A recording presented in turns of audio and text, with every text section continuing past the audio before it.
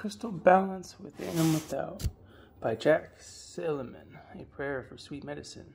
Greetings, great spirit, great mystery, grandmother, grandfather spirit. We come to pray to you, our creator, that each of us, all of us, that read this book will have an experience that will help us to be in this world in clean, balanced ways, in heart ways, ways of being with all beings, that will bring us home to the light of your love. We are going to explore the ways of being in the world of quartz crystals and shamans, or medicine people. These relatives from the mineral and human kingdoms have much in common and much to share with us about empowerment, balance, and right relationship. Quartz crystals physically consist of silicon dioxide, silicon and oxygen. These are the two most abundant elements in the outer crust of the earth. So these mineral friends are very common and also very magical, as we will soon see. This species of crystal has a very balanced, uniform, eternal atomic structure and a hexagonal columnar external structure. These physical attributes give quartz crystal the ability to synchronize with, focus, and amplify external energy sources over a wide range of frequencies and from diverse sources, such as radio waves and the human mind. Most of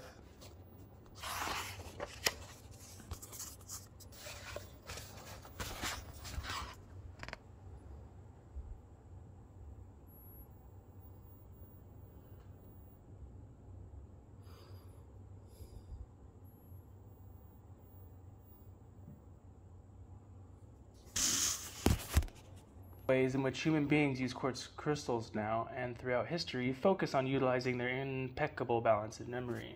Recent scientific research has discovered that human beings have crystalline forms within our bodies, in our blood, brain, and nervous system. Water makes up approximately 70 to 80% of our body, and a recent experiment by researcher Marcel Vogel showed that when distilled water is frozen, all of the naturally occurring crystalline structural systems are formed.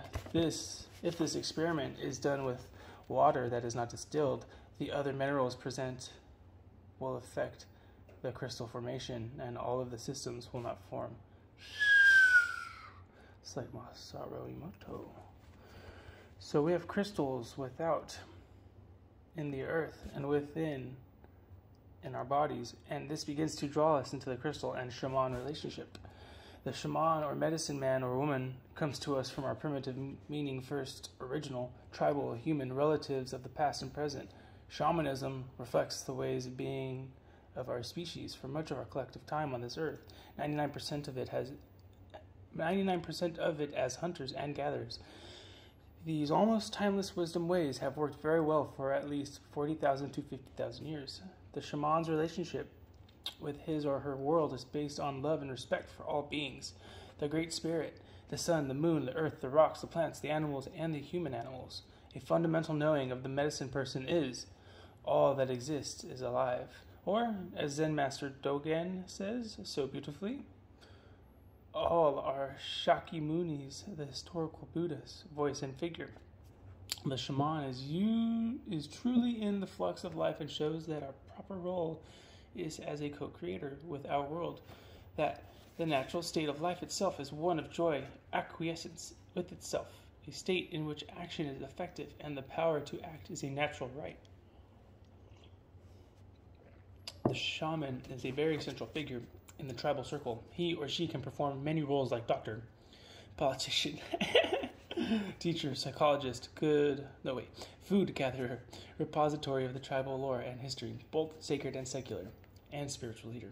His or her foundational function is keeping the natural, organic, cultural circle of the tribe whole, maintaining a balanced, nurturing, and sustaining relationship between the tribe and its world, and between and within the individuals themselves.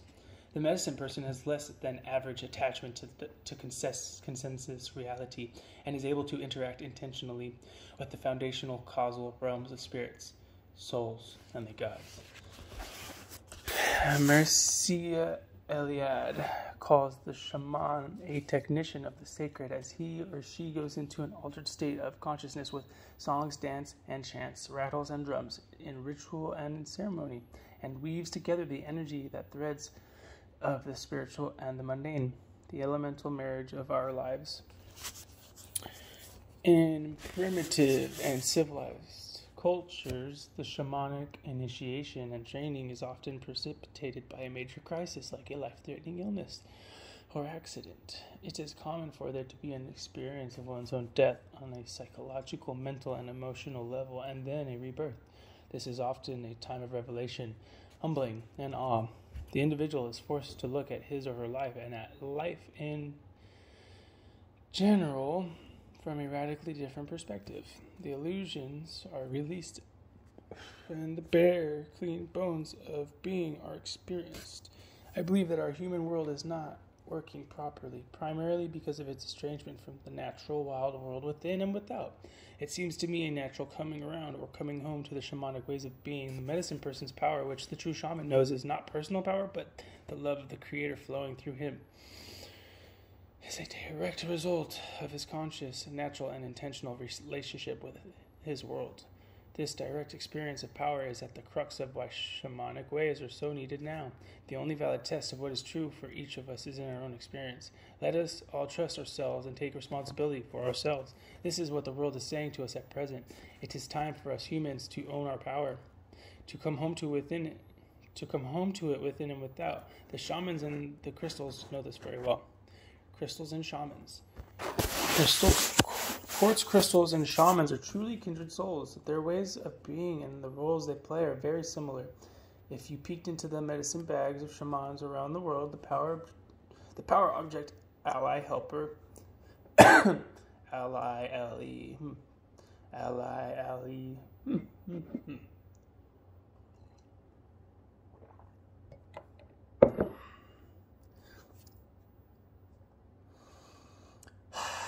If you peeked into the medicine bags of shamans around the world, the power object, ally, helper, that you would find most often would probably be a quartz crystal. This would likely have been true 10,000 or 20,000 years ago as well. These human ancestors of ours have known intuitively in their minds and hearts, bellies, that these are very magical friends. Mercian Eliade in shamanism says that rock crystals play an essential role in Australian magic and religion. And they are no less important throughout Oceania and two Americas. Their Uranian celestial origin is not always distinctly attested to in their respective beliefs, but forgetting original meanings is a common phenomenon in the history of religions. What is significant for us is to have shown that Australian and other medicine men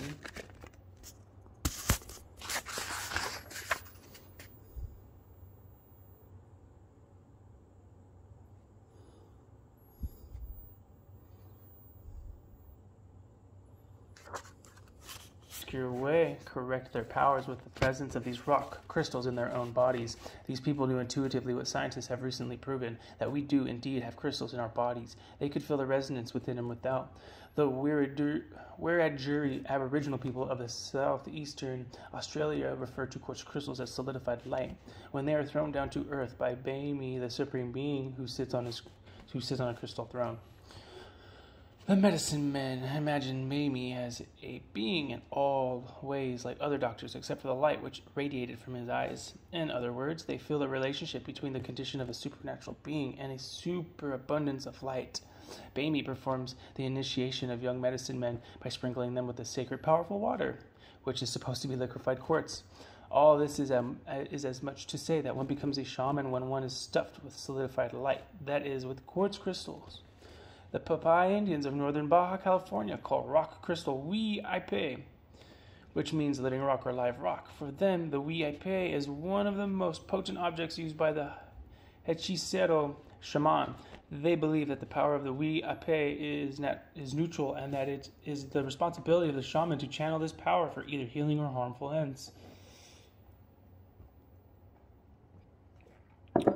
The Huicol Indians live in the Sierra Madre Mountains of west central Mexico. They believe that when a shaman dies, his or her soul travels to a place behind the sun. Then the soul returns to the earth in the form of a quartz crystal. The Warao shamans of South America put quartz crystals in their medicine rattles because they believe that such crystals are spirit helpers and will assist in extracting harmful intrusions from the body of their patients. Common roles of shamans and quartz crystals. Let us now compare some of the common ways of being in the world of shamans and quartz crystals. First, their primary role is as balancers, balance being a state of equal harmonious relationship. The Balinese people of the South Pacific spoke of balance as when the world was steady before the coming of the light-skinned people. Both the crystals and the shamans know the absolute necessity of maintaining a balance within themselves and in the world as a whole. Second, they are wild beings. Wild meaning living in a state of nature, and nature meaning the essential character of the world as wild natural stones, and humans, the integrity of their ways of being in the world are quite impeccable. Integrity meaning the clarity, the cleanness, which our Creator dances through them, the state of being complete or undivided. They are a part of the natural world, are one with it, and they know it. Third, they have the ability to synchronize with a wide range of frequencies. Frequency refers to the vibratory rate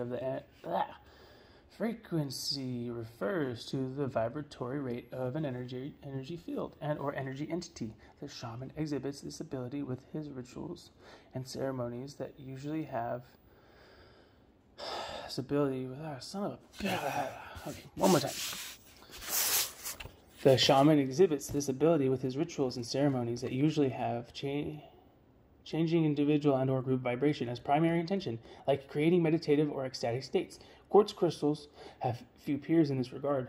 This ability to synchronize with a wide range of diverse sources of energy in their forte. Fourth, they are able to focus and amplify energy. This attribute is closely related to the previous one and more so for the quartz crystals.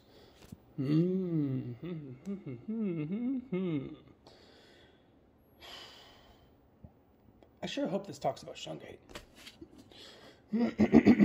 Fourth, they are able to focus and amplify energy. This attribute is closely related to the previous one and more so for the quartz crystals. With them, it is an integral process of synchronization, focusing, and amplification. For the shaman leading group prayers, the process is much the same.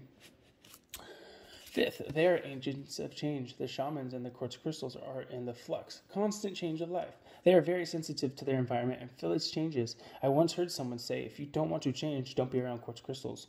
My experience has proven this true for the crystals and the shamans. They are crystals. That's funny. Relating with quartz crystals. I want to share with you now some aspects of my relationships with quartz crystals. This magical relationship is born of mutual love and respect. Seth, from the Jane Roberts book, says magic has in one way or another always been used to simply describe events for which reason has no answer. I experience these mineral friends as alive and conscious. When I am with them, I can feel their life energy and the integrity of their ways of being. They are wild rocks. Wild beings, natural, whole, self-realized. They know how to be in the world with beauty, clarity, with impeccable balance and love. They are my teachers, guides, guardians, and allies. One of my primary intentions in my relationship with them is to mirror their ways of being and come home to my wild, whole, balanced self. Ooh.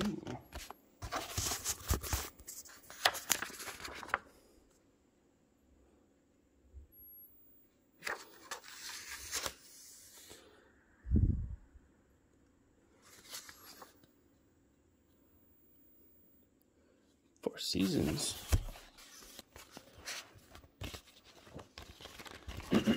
I talk a lot to the crystals out loud and with sincerity and feeling from my heart.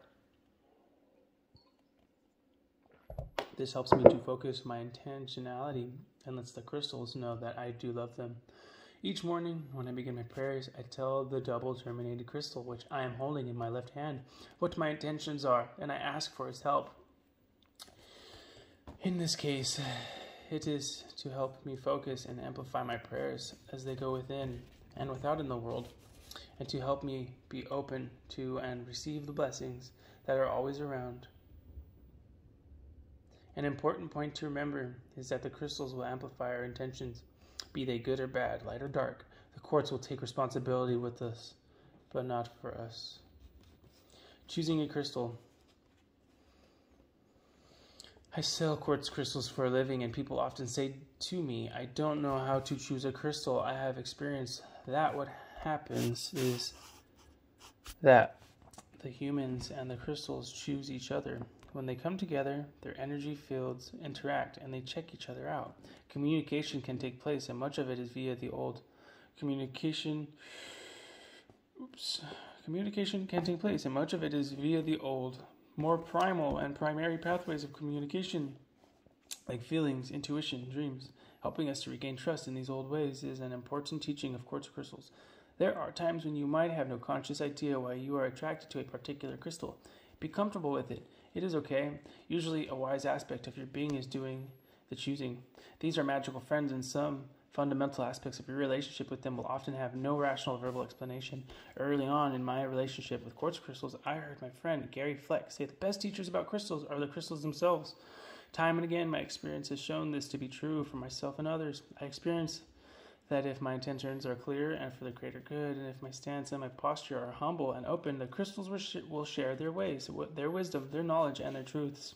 Each of us in any kingdom has an essential nature or self that knows how to be in the world with the greater good of all beings as the primary framework of our existence, with a bottom line of cooperation, not competition. This is the foundation of right relationship. This is a world that works for all of its members, for as Gary Snyder calls it, the greater congress of beings. What needs to take place is a coming home to this wild whole self within and to our whole world without, and one cannot take place without the other. As long as we are estranged from and fearful of the natural world without, we will be separated from and fearful of the natural world within, and vice versa. My experience has shown me that quartz crystals and most shamans have strong personal integrity, and we humans need to align ourselves with beings that know how to be in the world, with our world in a state of much imbalance. It is not surprising that people are turning to quartz crystals and shamans for help on our journey home. More and more of us are feeling and knowing that these rock and human relatives are strong teachers, guides, guardians, and allies. We can see and feel that these are beings that exist in a state of clarity, cleanness, beauty, balance, and love.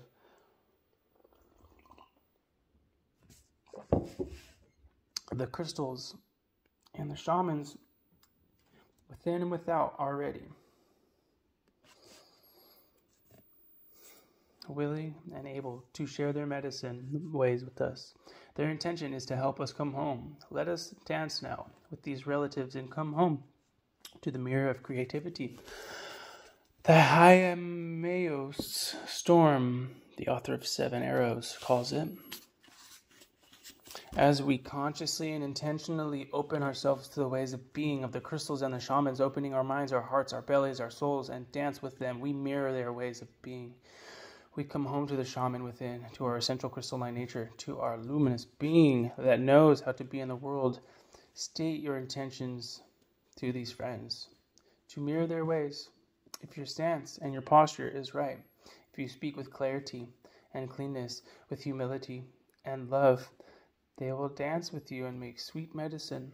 This is the mirror of creativity. The rocks, the plants, the animals, the human animals are all children of the Great Spirit and of the sun, the moon, the sky, and the earth. These are our friends, our parents, and our family. From the sacred union of the Great Spirit with these four beings, the four elements, sun, fire, moon, water, sky, air, and earth, comes our lives.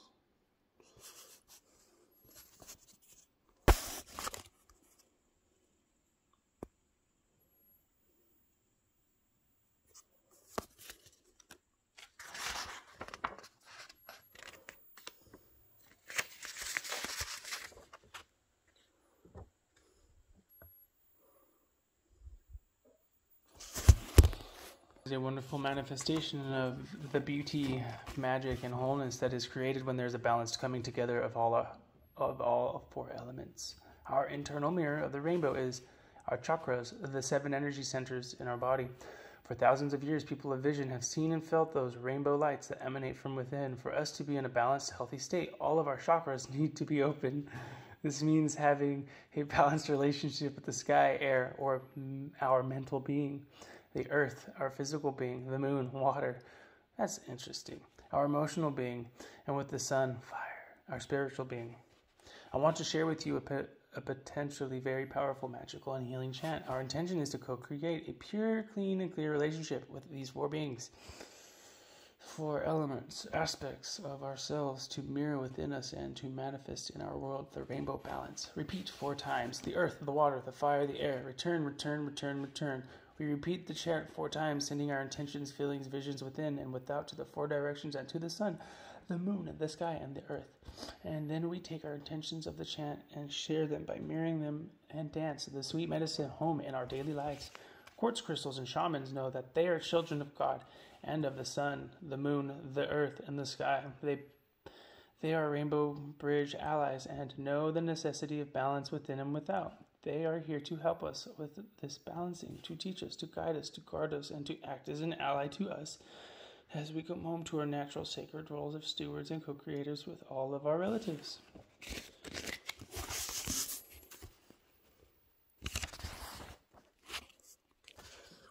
Whoa. It's D.B. Cooper.